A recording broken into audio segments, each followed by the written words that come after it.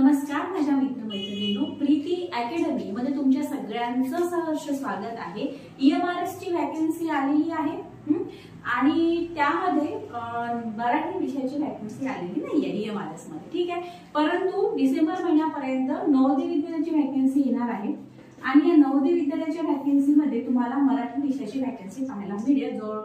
जवळपास 20 ते 30 पदे त्याच्यामध्ये येतील अशी संभावना आहे, ठीक आहे। डिसेंबर महिन्यापर्यंत त्याचं नोटिफिकेशन येईल, ठीक आहे। आता EMRS मध्ये काय सिलेबस आहे, टायर 1 आणि टायर 2 अशा दोन याच्यामध्ये ही एक्झाम घेण्यात येणार आहे। रिटन एक्झाम पण त्याच्यामध्ये होणार आहे तुमची। तर आपण आता आजच्या व्हिडिओमध्ये आपण काय बघणार आहोत, आजच्या या व्हिडिओमध्ये आपण बघणार आहोत की सिलेबस बघणार आहोत, टायर 1 चा सिलेबस काय काय आहे। कारण की मला असं वाटते जर समजा आपण टायर 1 जर आपण कंप्लीट करून घेतला, कारण की जवळपास काय EMRS आणि NVS चा टायर 1 पेपर सेमच राहील है ना। टायर 2 मध्ये तुमचं थोडंसं, कारण की डोमेन नॉलेज असते, सब्जेक्ट नॉलेज राहते, तर ते थोडंफार तुमचं वेगळं राहील। तर मग सॉरी आपण काय करू, आपण टायर 1 चा सिलेबस बघू आणि तो स्टार्ट करू। डिसेंबर महिन्यापर्यंत आपलं होऊन जाते, त्याच्यानंतर जेव्हा आपलं नवोदय विद्यालयाची वॅकन्सी निघेल मग त्याच्यामध्ये आपण बघू की सब्जेक्ट रिलेटेड त्याच्यामध्ये कुठले कुठले कंटेंट दिले, कारण की त्याच्यामध्ये त्यांनी शॉर्ट करून दिलेलं आहे। जसं आता EMRS मध्ये निघालेलं आहे, तर EMRS मध्ये इंग्लिशच्या पेपर मध्ये तेवढं पूर्ण सिलेबस दिला आहे की शेक्सपियर आहे, त्याच्यानंतर एक आहे अजून, म्हणजे भरपूर काही आहे त्याच्यामध्ये। तर ते सगळे त्यांनी जे काही कवी आहे, पोएट वगैरे जे की आहे ना, ते सगळं त्यांनी शॉर्ट मध्ये दिलेलं आहे, सगळं तेवढा सिलेबस करायचा आहे आपल्याला। मग आता नवोदय विद्यालयाचं जेव्हा निघेल नोटिफिकेशन तेव्हा मग ते मराठीचं पण काय केलं तेव्हा माहिती पडून जाईल। मग आता आपण काय करू, आता आपण टायर 1 मध्ये बघू। सगळ्यात पहिले बघा पार्ट 1 मध्ये जनरल अवेअरनेस आहे। जनरल अवेअरनेस मध्ये तुमचं जीके पण आहे, तुमचं हे पण आहे आपलं तुमचं करंट अफेअर्स पण आहे, ठीक आहे ना। पार्ट 2 मध्ये बघा, पार्ट 2 मध्ये तुमची रिझनिंग ॲबिलिटी आहे। रिझनिंग ॲबिलिटी मध्ये मग तुमचं सगळं आहे, तुमचं सिटी मॅनेजमेंट आहे, तुमची वेन डायग्राम आहे है ना, त्यानंतर तुमची सीरीज आहे, सगळं रिझनिंग ॲबिलिटी मध्ये येणार आहे। पार्ट 3 मध्ये बघा, हे आहे नॉलेज ऑफ ICT, कॉम्प्युटरचं नॉलेज याच्यामध्ये तुम्हाला विचारण्यात येणार आहे।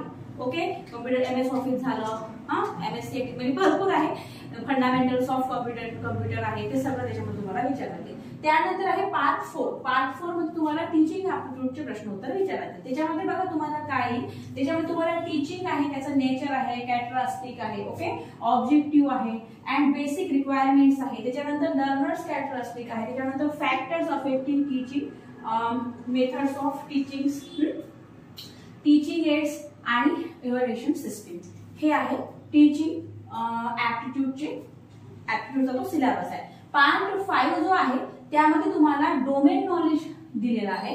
डोमेन नॉलेज मध्ये तुम्हाला त्यांनी 1 नंबर आणि 2 नंबर असे 2 भाग केलेले आहे।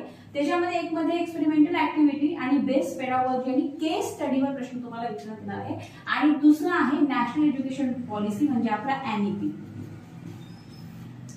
ओके, हा एवढा सिलेबस जो आहे हा टायर 1 चा आहे, हा टायर 1 चा सिलेबस आहे।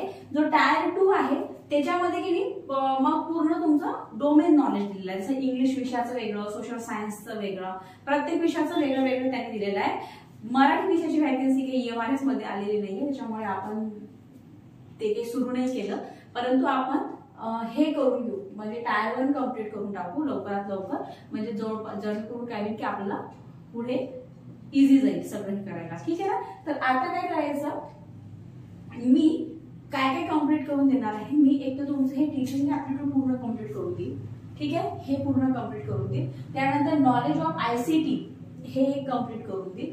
त्यानंतर हे जे नॅशनल एज्युकेशन पॉलिसी आहे NEP आणि एक्सपेरिमेंटल ऍक्टिव्हिटी बेस्ड पेडागॉजी केस स्टडी हे मी कम्प्लीट करून देईन। त्याच्यानंतर हे जीके वगैरे आहे ना, तर हे जीके काय फार वास्ट आहे, खूप अथांग आहे, जीके समुद्र आहे हे।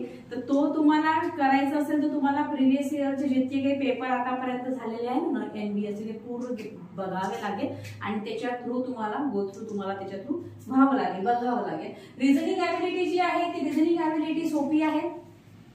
तुम्ही रोज जरी समजा अर्धा तास जरी रिझनिंग ॲबिलिटी केली, कुठलेही म्हणजे जे प्रश्न उत्तर सोडवले तुम्ही जे प्रिव्हियस इयर मध्ये जे आलेले आहे ते रिझनिंग ॲबिलिटीचे प्रश्न उत्तर जर तुम्ही सोडवत गेले रोज डेली सोडवत गेले, तुम्हाला ते इझिली तुम्ही त्याच्यामध्ये म्हणजे पूर्ण कव्हर होऊ शकतो, तुम्ही पूर्णपैकी पूर्ण त्याच्यामध्ये मार्क्स मिळवू शकता। मेन आपल्यासाठी टीचिंग ॲप्टिट्यूड आहे, ठीक आहे ना, कारण की हे येणं गरजेचं आहे. आणि त्याच्यानंतर हे तुमचं नॉलेज ऑफ आयसीटी पण आहे, तर नॉलेज ऑफ आयसीटी बी पूर्ण करून देईल तुम्हाला. ठीक आहे, नो प्रॉब्लेम. ठीक आहे, मग आजच्या व्हिडिओमध्ये छोटासाच व्हिडिओ आहे, थोडंसंच आहे, एवढंच फक्त सांगायचं होतं की सिलेबस आलेला आहे. आणि या पुढचा जो व्हिडिओ राहील त्या व्हिडिओमध्ये मी हे जे टीचिंग ऍप्टिट्यूड आहे आणि नॉलेज ऑफ आयसीटी हे दोन्ही भाग एका सोबतच सुरू करून देईल. ओके, ठीक आहे, थँक्यू.